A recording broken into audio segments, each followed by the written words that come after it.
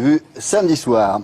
Joueurs de l'équipe d'Algérie qui ont joué la Coupe du Monde en 86 et qui ont remporté la CAN en 90 reviennent dans l'actualité d'une façon tout à fait dramatique, puisque au moins 9 des joueurs de cette équipe ont enfanté des filles ou des garçons lourdement handicapés, que ce soit sur le plan physique ou sur le plan mental. Même si rien n'a été établi, il semblerait que des médecins russes aient donné des produits dopants à ces joueurs. Encore une fois, il faudra le prouver, bien sûr. Est-ce que c'est la cause, en tout cas, de cette tragédie? On voit ça avec Thierry Vildary. C'est l'apothéose de celle qu'on a appelée la génération dorée du foot algérien. Ce 16 mars 90, emmené par son trio magique d'attaquants, Madjer, Menad, Oudjani, l'Algérie bat le Nigeria 1-0 et remporte sa première Coupe d'Afrique des Nations, la seule. La CAN 90, c'est l'heure de gloire d'un grand attaquant, Djamel Menad, le meilleur buteur. 20 ans plus tard, le voici à la pointe d'un autre combat. Elle est née avec cet handicap-là. Après les investigations, les contrôles, les examens et tout, on a trouvé que dans son cerveau, il manquait quelque chose, il manquait le corps calleux. Elle n'a pas d'équilibre. Même quand elle marche, il faut la tenir, il faut la guider. Rima, sa fille, a 18 ans et Djamel, un doute sur l'origine de son handicap. On recherche les causes qui ont fait que nos enfants sont nés handicapés, avec des malformations, avec des manques. On se demande pourquoi. Dans cette équipe de légende, Djamel n'est pas le seul frappé par ce mal. Ancien milieu de terrain, Kassi Saïd, le père de Madina, handicapée elle aussi, a été le premier à tracer une relation entre sa carrière sportive et le handicap de son enfant. Le premier cas, c'était moi, c'était ma fille Madina qui est née handicapée. Moi, je me suis dit, bon, c'est le bon Dieu qui m'a donné ça, et ben, j'assume.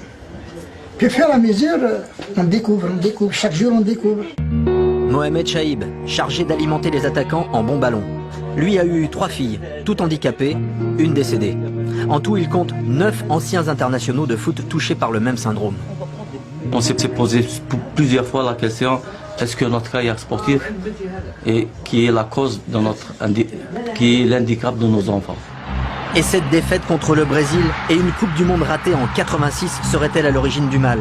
Peu après, un entraîneur soviétique et son staff sont nommés à la tête de la sélection algérienne pour relancer la génération dorée.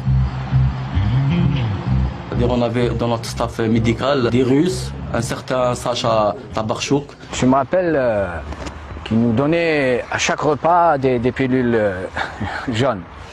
C'est comme des cubes de sucre, des fois carrés, avec des couleurs, des fois jaunes, des fois rouges. Il nous disait que c'était du magnésium ou je sais pas quoi, des vitamines.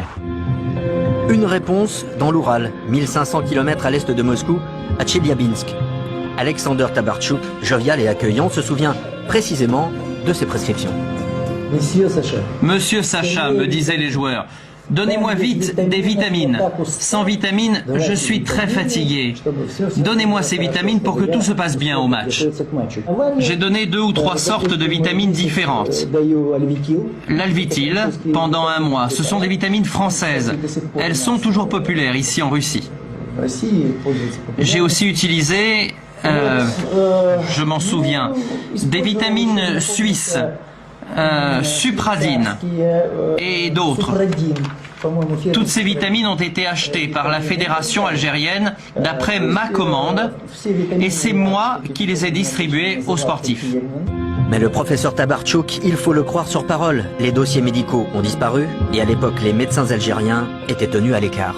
Il ne va pas dire qu'à l'époque on leur donnait des produits dopants. Ça c'est normal, c'est légitime. Mais nous, on est convaincus que c'était autre chose. Elle avait des pieds beaux. Elle avait des pieds beaux, des véritables pieds beaux. Moi, j'ai dit que c'est pas possible. J'ai jamais vu ça. Pour moi, c'était un monstre. Moi, si on me donne la Coupe du Monde et là, la santé de ma fille, je choisirais la santé de ma fille. Il n'y a pas photo.